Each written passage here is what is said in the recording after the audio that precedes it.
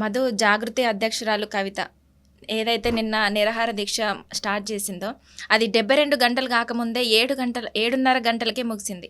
ఎందుకని చెప్పొచ్చు?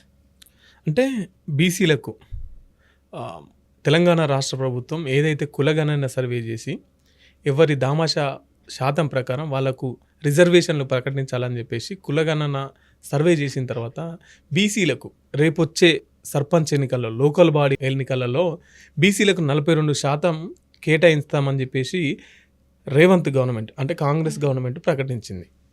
అయితే దీన్ని దేశమంతటా చేయాలని చెప్పేసి అటు రాహుల్ గాంధీ గారు కూడా ఫైట్ చేస్తున్నారు. ఇప్పుడు దేశంలో అధికారంలో ఉన్నది ఎవరు? కేంద్ర సర్కార్ బీజేపీ.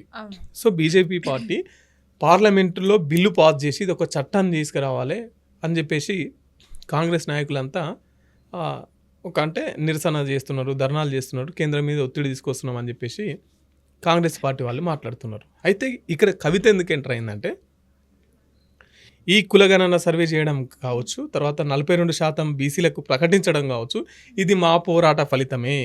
జాగృతి చేయడం వల్లనే, జాగృతి పోరాటానికి భయపడి రాష్ట్ర ప్రభుత్వం బీసీలకు 42% ప్రకటించింది. అయినా ప్రకటించిన తర్వాత ఉపాధి, విద్య, ఉద్యోగాల్లో కూడా ఈ 42% పెట్టాలి.